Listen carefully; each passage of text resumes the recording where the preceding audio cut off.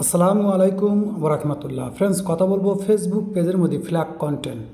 Recently আমরা যারা Facebook গ্রুপে রিয়েল কন্টেন্ট, অরিজিনাল কন্টেন্ট, পাশাপাশি বলতে পারেন কপিরাইট কন্টেন্ট নিয়ে কাজ করি, তাদের পেজের মধ্যে কিন্তু ডিফল্টে একটা প্রবলেম মাঝে মধ্যেই দেখা দেয়। সেটা হচ্ছে পেজ হ্যাজ ফ্ল্যাগ কন্টেন্ট। তো এটা কেন আসে অনেকেই জানেন যে অন্যের ভিডিও কিংবা অন্যের কোনো কিছু ব্যবহার করলে এই প্রবলেমটা আসে। তো এখন অনেকে জানতে চাই, ভাই এটা আসলে কি ইফেক্ট পড়ে আর এটা রিমুভ করার প্রসেসিং কী। তো এই ভিডিওতে আমি দেখাবো এটা কীভাবে রিমুভ করা যায় আর এই প্রবলেমটা কীভাবে সলভ হয়। মূলত এখানে সলভ হচ্ছে, আপনি যদি যে ভিডিওর উপরে এই প্রবলেম এসেছে, ফ্ল্যাগ কন্টেন্ট এসেছে, আপনি যদি সরাসরি সেই ভিডিওটা ডিলিট করে দেন, ইনশাল্লাহ আপনার এই প্রবলেমটা চলে যাবে। কিন্তু ডিফল্ট আপনার পেজের উপরে একটা ইফেক্ট থেকে যাবে কিছুদিনের জন্য। তো অটোমেটিকলি যদি আপনার পেজের মধ্যে রেগুলারভাবে কাজ করে যান, তো অটোমেটিকলি এটা আবার অটোমেটিকলি রিমুভ হয়ে যায়।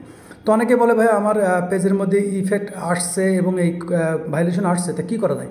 তো সর্বপ্রথম বলবো যে এটা রিকমেন্ডেশনের মধ্যে আসার পরে আপনি পেজ স্ট্যাটাসটা আগে চেক করে নেবেন। পেজ স্ট্যাটাস যদি এখান থেকে গ্রিন থাকে, তো মনে রাখবেন যে আপনার পেজের উপরে কোনো ইফেক্ট আপাতত আসেনি। ফার্স্ট টাইম হলে এটা ইফেক্ট থাকে না, কিন্তু বারবার যদি এটা আসতে থাকে, তো আপনার প্রোফাইলের কিংবা পেজের মধ্যে এই ইফেক্টটা পড়ে। তো মনিটাইজেশনের মধ্যে যদি ক্লিক করি, তো আমরা এখান থেকে দেখতে পারবো যে হ্যাঁ স্টার ইত্যাদি ইত্যাদি। কিন্তু মনিটাইজেশন যে পলিসিস ভাইলেশন, এটা কিন্তু হয়ে গেছে এই জন্য যে আমাদের পেজের মধ্যে যখনই ফ্ল্যাগ কন্টেন্ট আসছে তখন মূলত কথা এটা আমাদেরকে রিমুভ করতে হবে। রিমুভ করলেই কিন্তু এই প্রবলেমটা যাবে যদি আপনি রেগুলারভাবে আবার কাজ করে যান। তো রিভিউ কন্টেন্ট, তো কোন কন্টেন্টের মধ্যে প্রবলেম এসেছে এবং কতদিন এসেছে সেটা কিন্তু আপনি এখানে দেখতে পাবেন। ওকে, এখানে এসেছে এটা 4 দিন আগে এসেছে, এখানে 4 দিন আগে এসেছে এবং এইটার মধ্যে। তো আমাদের কাজ করতে হবে, এটার উপরে ক্লিক করতে হবে। ক্লিক করার পরে আপনি বুঝতে পারবেন যে কোনটার মধ্যে ভাইলেশন আছে। তো এখানে হয়তো এমন একটা কন্টেন্ট আছে যে কন্টেন্টের মধ্যে এই জিনিসটা আছে কিংবা ভাইলেশনটা আছে। তো একজনে বলতে পারেন বিভিন্ন রকম ভাইলেশন থাকতে পারে, গ্রাফিক্স থাকতে পারে, সেক্সুয়ালি হতে পারে।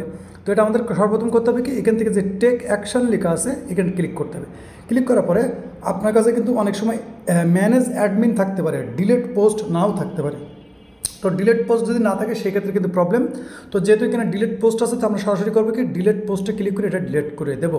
ওকে, তো ডিলেট করে দিয়েছি মানে এটা আমাদের কমপ্লিট চলে গেছে। মনে করেন এটা রিফ্রেশ করলে অটোমেটিকলি যদি আপনি আবার সে জায়গায় আসেন, তো এখানে আমরা আবার আসি, একটু রিফ্রেশ করবো আমরা কিংবা এখান থেকে আমরা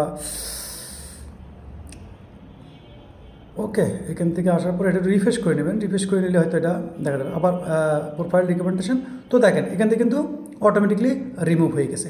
তো মূলত হচ্ছে কি, আমাদের যে ফ্ল্যাগ কন্টেন্ট ভাইলেশনগুলো আসে, এটা অনেক সময় হয় কি, আমরা কপিরাইট কন্টেন্ট নিয়ে যখন কাজ করি, সরাসরি অন্য পেজের থেকে বিভিন্ন ভিডিও সরাসরি দেওয়ার পরেও কিন্তু এই জিনিস আসে। আবার ভিডিওর মধ্যে এমন কিছু ভাইলেশন মনোরূপ জিনিস থাকে যেগুলো দেখার সাথে সাথে কিন্তু ফেসবুকের যে অ্যালগরিদম আছে এটা অটোমেটিকলি ডিটেক্ট করে নিয়ে আপনার পেজের মধ্যে বিভিন্ন রকম ভাইলেশন আসতে পারে।